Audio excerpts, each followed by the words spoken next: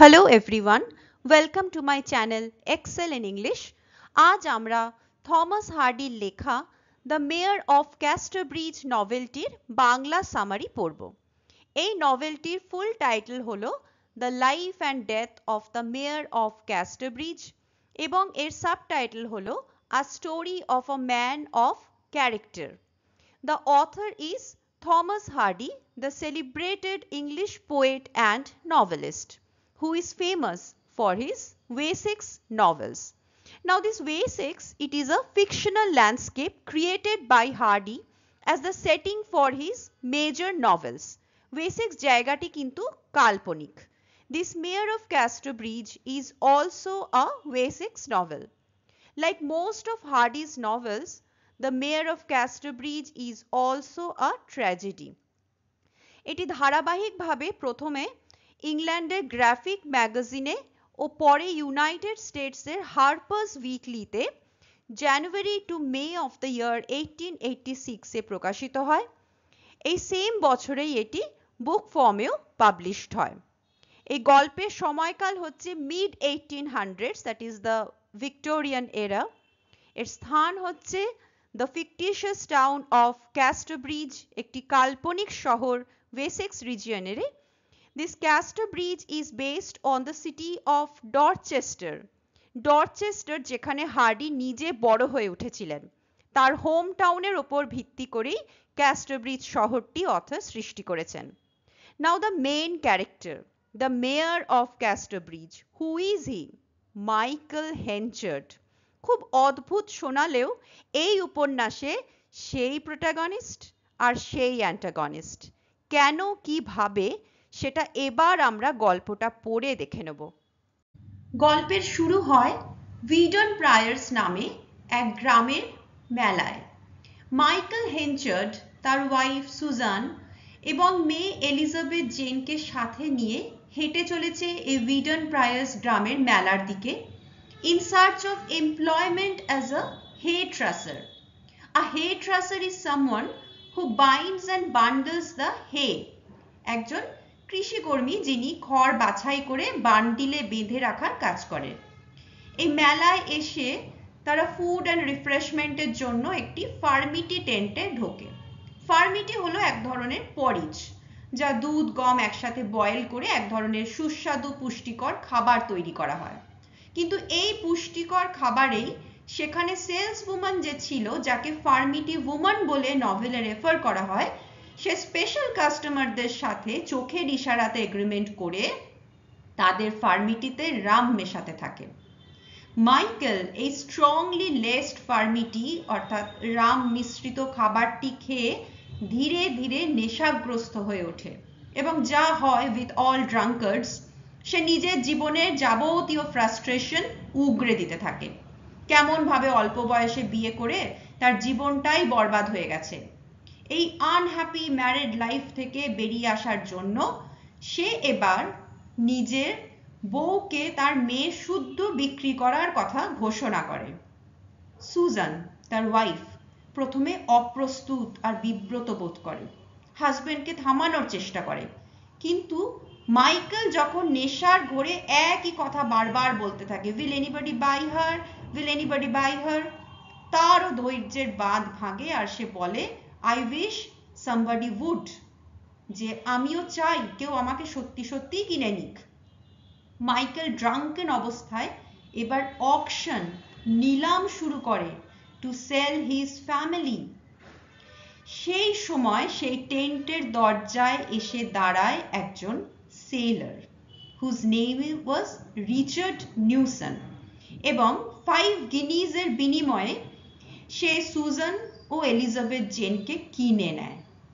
Suzanne নিজের wedding রিংটি মাইকেলের মুখের ওপর ছুঁড়ে দিয়ে এই রিচার্ড নিউসনের সাথে চলে যায়। মাইকেল এবার ঘুমিয়ে পড়ে। পরের দিন সকালে উঠে যখন তার হোশ ফেরে, তার মাথার উপর আকাশ ভেঙে পড়ে। সে পাগলের মতো সুজান ও তার মেয়েকে খোঁজাখুঁজি করে। নিজের কাজে এবার তার ভীষণ লজ্জার অনুশোচনা হয়। So he takes a great vow, এক ভীষণ প্রতিজ্ঞা করে। যে এখন তার যা বয়স অর্থাৎ 21 ইয়ার্স, এক্স্যাক্টলি আগামী 21 ইয়ার্স সে কোনো রকম স্ট্রং লিকার অর্থাৎ মদ স্পর্শ করবে না। সেই গ্রামের চার্চে বাইবেল স্পর্শ করে সে এই প্রতিজ্ঞা করে। Remember, he took this oath on the 16th of September. এরপর সে এখান ওখান স্ত্রী কন্যার সন্ধানে ঘুরতে ঘুরতে একটি সি পোর্টে এসে জানতে পারে যে তারা দেশ ছেড়ে চলে গেছে।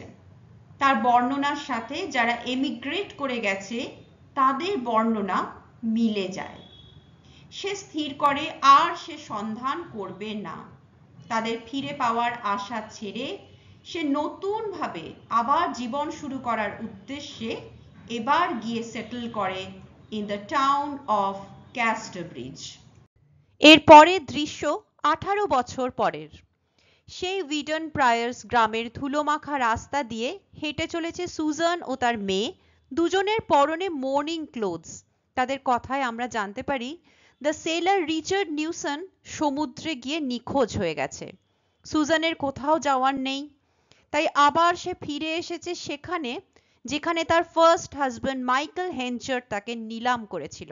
এখানে এসে সে জানতে পারে মাইকেল হেনচার্ড ক্যাস্টারব্রিজে থাকে।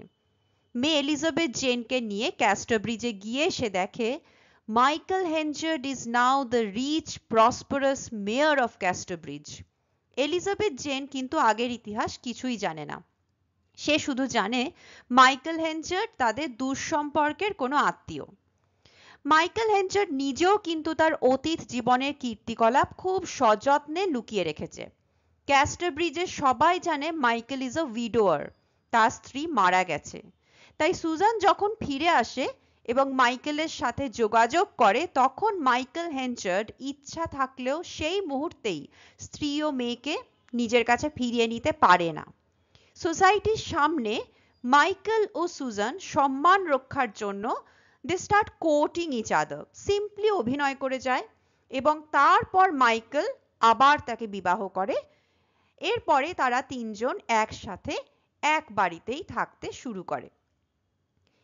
এবার this was a very bad year of harvest, খুব খারাপ ফসল উৎপাদন হয়েছিল সেবার, এবং শহরের লোকজন মেয়র অর্থাৎ মাইকেল হেনচার্ডের কাছে কমপ্লেন করছিল, কারণ মাইকেল হেনচার্ড যে এখন একজন সফল ক্রপ মার্চেন্ট, সে বেকারদের কাছে খারাপ কোয়ালিটির গম বিক্রি করেছে, তাই জনতা বেশ ক্ষিপ্ত। এই রকম ডিফিকাল্ট সময়ে ঠিক যেদিন সুজান এলিজাবেথ জেনকে নিয়ে ক্যাস্টারব্রিজে আসে সেদিনই এক ইয়াং স্কটিশ ম্যান যার নাম ডোনাল্ড ফারফ্রে সে এসে উপস্থিত হয়। Donald Farfrae energetic, resourceful and has great knowledge of how to restore wheat to high quality. খারাপ হয়ে যাওয়া গমকে আবার কি করে ভালো অবস্থায় ব্যবহারযোগ্য করা যায় সেই বিষয়ে সে হেনচার্ডকে কিন্তু দরকারি এবং টাইমলি অ্যাডভাইস দেয়। এই ডোনাল্ড ফারফ্রেকে হেনচার্ডের খুব ভালো লেগে যায়। সে তাকে নিজের কর্ন ফ্যাক্টরির ম্যানেজার হিসাবে নিযুক্ত করে। তবে ফারফ্রেকে নিয়োগ করার জন্য হেনচার্ড জোশুয়া জপ বলে আর একজন ব্যক্তিকে ডিসমিস করে দেয়, যাকে অলরেডি এই কাজের অফারটি আগেই দেওয়া হয়েছিল। এই জোশুয়া জপ কিন্তু মনে মনে এই কারণে রাগ পুষে রেখে দেয় এবং পরে রিভেঞ্জও নেয়। কিভাবে সেটা আমরা পরে জানতে পারবো। এদিকে ডোনাল্ড ফারফ্রে এবং এলিজাবেথ জেনের মধ্যে একটা ভালো লাগার সম্পর্ক ধীরে ধীরে তৈরি হতে থাকে। মাঝে মাঝে তারা একসাথে হাঁটতে যায়, সময় কাটাতে শুরু করে। কিন্তু মাইকেল হেনচার্ড কি সেটা মেনে নেয়? দেখা যাক। ডোনাল্ড ফারফ্রে এমন একটা পার্সোনালিটি যে সে খুব দ্রুত সবার কাছে প্রিয় হয়ে ওঠে। মানুষ তাকে মাইকেল হেনচার্ডের থেকেও বেশি পছন্দ করতে শুরু করে। সে ব্যবসার কাজকর্ম বেশি ভালো বোঝে, সে ভালো গান করে, দারুণ নাচ করে, ওয়ার্কার্সদের সাথে খুব ভালো ব্যবহার করে। He outshines Henchard in everything he does. Abel Whittle নামে এক ওয়ার্কারের সাথে হেনচার্ড যেখানে খুব খারাপ ব্যবহার করে, ফারফ্রে সেখানে সেই ব্যক্তিটির পক্ষ নিয়ে তার পাশে দাঁড়ায়। এইভাবে ধীরে ধীরে হেনচার্ডের মনে ফারফ্রের প্রতি ঈর্ষা ও তিক্ততা বাড়তেই থাকে এবং ফারফ্রেকে তার জব থেকে রিমুভ করে দেওয়া হয়।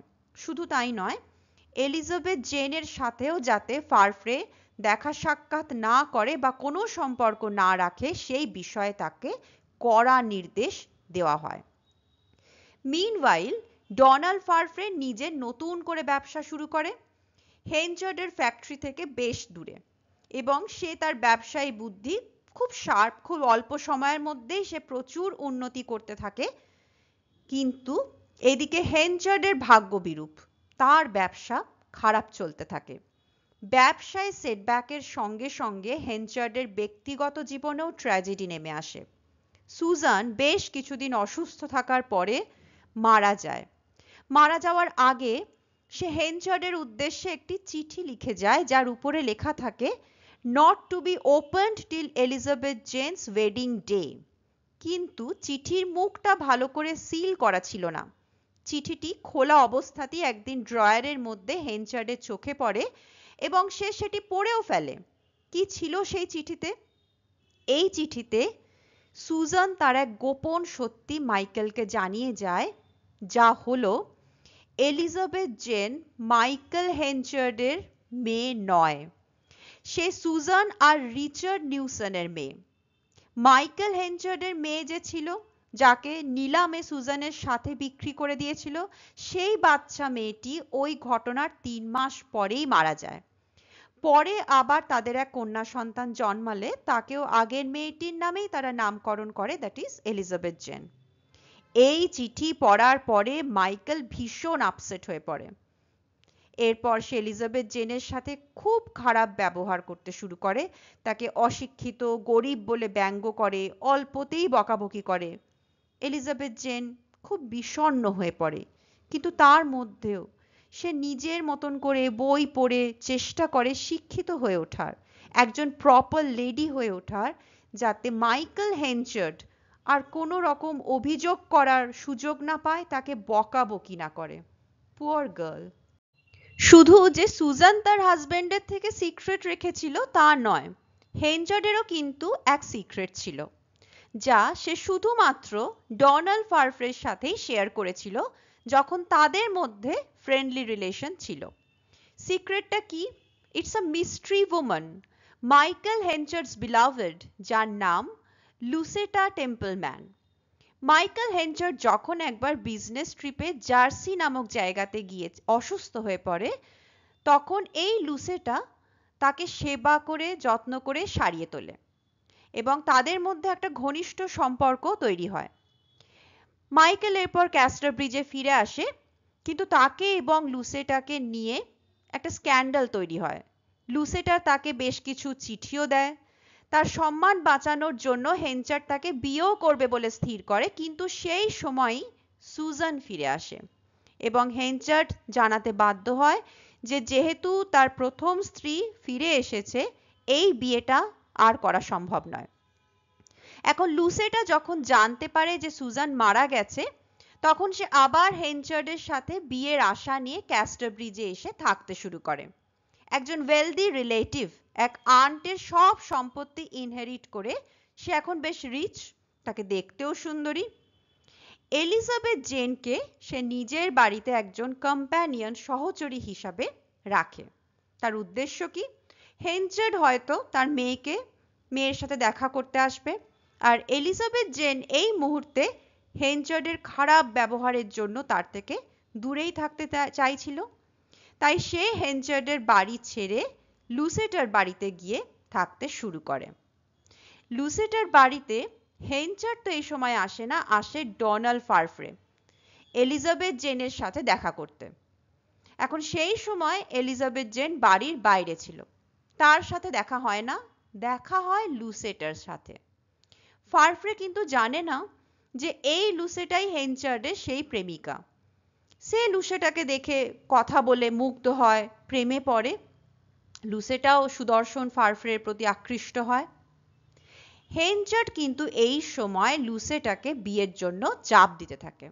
কারণ তার নিজের এখন ফাইন্যান্সিয়াল ক্রাইসিস চলছে। এখন যদি লুসেটার মতন একজন ওয়েলদি লেডির সাথে তার বিয়ে হয়, তাহলে ক্রেডিটার্সরা তার উপর সদয় হয়ে ক্রেডিট এক্সটেন্ড করবে। লুসেটা রাজিও হয়ে যায়। তবে সে জানতে পারে হেনচার্ড তার স্ত্রীকে কিভাবে নিলামে বিক্রি করেছিল। মনে আছে সেই ফার্মিটি উম্যান যে রাম মিশিয়ে ফার্মিটি বিক্রি করছিল? সে এই তথ্যটি সবার কাছে এত বছর পরে ফাঁস করে। একেই তো ডোনাল্ড ফারফ্রেকে লুসেটা ভালোবেসেই ফেলেছিল। এবার এই খবরটা জেনে সে একেবারে স্থির করে নেয় যে হেনচার্ডের মতন লোক যে কিনা নিজের বউ মেয়েকে নিলাম করে দিতে পারে, সেরকম একজন ব্যক্তির সাথে কোনো রকমেই জীবন কাটানো সম্ভব নয়। তাই সে কি করে? সে পালিয়ে গিয়ে ডোনাল্ড ফারফ্রের সাথে গোপনে বিয়েটা সেরে নেয়। After this, Michael Henchard faces one setback after another. সারা শহরের লোক জেনে যায় যে সে তার ওয়াইফ ও ডটারকে বহু বছর আগে বিক্রি করে দিয়েছিল। তার বিজনেসে প্রচুর লস হয়। হি গোজ ব্যাংক্রাপ্ট এবং পাওনাদারদের টাকা মেটানোর জন্য তাকে সব সম্পত্তি বিক্রি করতে হয়। Farfrae, the man with a big heart, হেনচার্ডের বাড়ি, বিজনেস সব কিনে তাকে জার্নিম্যান হিসাবে নিযুক্ত করে সাহায্য করার চেষ্টা করে। হেনচার্ড কিন্তু তাকে নিজের প্রবল শত্রু হিসাবেই ভাবে, specially after his marriage with Lucetta. Lucetta ইনসিকিউরিটিতে ভোগে, ভয় পায় যে হেনচার্ড যদি সেই সব লাভ লেটার্সগুলো ফারফ্রেকে দেখায়, তাহলে তার এই সুখের বিয়েটা ভেঙে যাবে। তাই সে চিঠিগুলো হেনচার্ডের কাছ থেকে ফেরত চায়। হেনচার্ড ফেরত দিয়েও দেয়, কিন্তু ওই যে সে ভীষণ ইনডিসক্রিট থ্রু আউট হিজ লাইফ, হঠকারী, অবিবেচক। সে চিঠিগুলো ফেরত পাঠায় জশুয়া জপের হাতে। জশুয়া জপ সেই ব্যক্তি যাকে একবার সরিয়ে তার জায়গায় ফারফ্রেকে সে নিযুক্ত করেছিল, এবং ফারফ্রে চলে যাওয়ার পরে আবার এই জশুয়া জবকে ফিরিয়ে আনা হয়েছিল।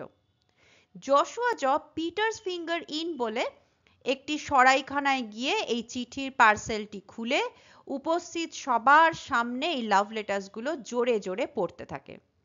হেনচার্ডের টোটাল ডাউনফলের আর কিছু বাকি থাকে না। যেই শহরে একদিন সে সম্মানীয় মেয়র ছিল, আজ সে দেউলিয়া, নিঃস্ব, তার সম্মানটুকুও ধুলোয় মিশে যায়। শহরের সবাই এবার লুসেটা ও হেনচার্ডকে বেশি করে লজ্জা দেবার জন্য, অপমান করার জন্য একটি স্কিমিংটন অর স্কিমিটি রাইড বের করে। Now what is this skimity ride? It refers to a rowdy procession which is intended to make fun of an adulterous couple by parading their effigies along with loud music. মানে একদল উশৃঙ্খল মানুষ জোরে বাজনা বাজিয়ে কোনো নারী পুরুষ যারা অবৈধ সম্পর্কে লিপ্ত তাদের মূর্তি তৈরি করে সারা রাস্তায় ঘোরাতো, just to publicly defame and shame them. এক্ষেত্রে হেনচার্ড ও লুসেটার দুটি এফিজি বা মডেল তৈরি করে একে অপরের পেছনে সেই মডেল দুটোকে বেঁধে একটা গাধার উপর চাপিয়ে তারা সারা শহর ঘোরাচ্ছিল। 18-19 সেঞ্চুরিতে এটা খুবই প্রচলিত একটা রুরাল গ্রাম্য রিচুয়াল ছিল, যা চটুল মানসিকতার একটা প্রদর্শন। নাও লুসেটা যে এই সময় প্রেগনেন্ট ছিল, সে এই দৃশ্য দেখে ভীষণ রকম মানসিক আঘাত পায়। She had epileptic seizure and she dies. Donald Farfrae ঘটনার সময় ছিল না, সে পরে ফিরে এলে অসুস্থ লুসেটা তাকে মৃত্যুশয্যায় শুয়ে তার অতীত জীবনের সেই রহস্যের কিছুটা জানিয়ে যায়। Now Henchard has lost his power, post, honor, everything. তার এই দুঃসময় এলিজাবেথ জেন তার পাশে এসে দাঁড়ায়। এলিজাবেথ জেনের কাইন্ডনেস, তার ভালোবাসা দিয়ে সে হেনচার্ডকে ভালো রাখার চেষ্টা করে। এলিজাবেথ জেনের সাহচর্যে, মায়ায় হেনচার্ড যখন আবার একটু ভালোভাবে বাঁচার কথা ভাবছে, তখন হঠাৎ একদিন তার বাড়িতে এসে উপস্থিত হয় এক ব্যক্তি। কে সে? None other than Richard Newson, that sailor, Elizabeth Jane's biological father. সে হারিয়েও যায়নি, সে মারাও যায়নি, এখন সে মেয়ের খোঁজে আবার ফিরে এসেছে। মাইকেল ভয় পেয়ে যায়। সে এখন এলিজাবেথ জেনকে খুবই স্নেহ করে, তাকে আর হারাতে চায় না। সে তাই নিউসনকে মিথ্যে কথা বলে যে এলিজাবেথ জেন মারা গেছে। নিউসনও সে কথা বিশ্বাস করে বিষণ্ণভাবে ফিরে যায়। এলিজাবেথ জেন কিচ্ছুটি জানতেও পারে না। এই সময়ে আরেকটি ঘটনাও ঘটে। লুসেটার মৃত্যুর পর ডোনাল্ড ফারফ্রে ও এলিজাবেথ জেন আবার কাছাকাছি আসে। একটা পুরনো ভালো লাগা তো তাদের মধ্যে ছিলই। এখন একসাথে হাঁটতে বেরিয়ে একসাথে বেশ কিছুক্ষণ সময় তারা কাটায় এবং তাদের সম্পর্ক আরো গাঢ় হয়ে ওঠে। এর 9-10 মাস পরে নিউসন কিন্তু আবার ফিরে আসে এবং যখন মাইকেল হেনচার্ড বুঝতে পারে তার মিথ্যেটা এবার এলিজাবেথ জেনের সামনে ধরা পড়ে যাবে, সে তাকে আর ফেস করতে সাহস পায় না। সে ক্যাস্টর ব্রিজ ছেড়ে চলে যায়। এলিজাবেথ জেন কিন্তু সত্যিটা জানতে পেরে খুব মর্মাহত হয়। তাকে মৃত বলেছে মাইকেল হেনচার্ড। নিউসন কিন্তু ভীষণ খুশি। সে খোশ মেজাজে এলিজাবেথ জেন ও ডোনাল্ড ফারফ্রের বিয়ের প্ল্যানিং করতে থাকে এবং তাদের বিয়ের দিনে সে মনের আনন্দে ডান্স করে। সেই বিয়ের রাতে এলিজাবেথ জেনের সাথে দেখা করার জন্য আরেকটি মানুষও ফিরে আসে, মাইকেল হেনচার্ড। সাথে আনে একটা খাঁচায় করে গোল্ডফিঞ্চ, একটা ছোট্ট রঙিন মিষ্টি পাখি, তার মেয়ের ওয়েডিং গিফট। ওটুকুই দেওয়ার তার সামর্থ্য এখন। এলিজাবেথ জেন কিন্তু তাকে দেখেই খুব রেগে যায় এবং নিউসনকে মিথ্যে বলার জন্য হেনচার্ডকে বেশ কড়া কড়া কথাও শোনায়।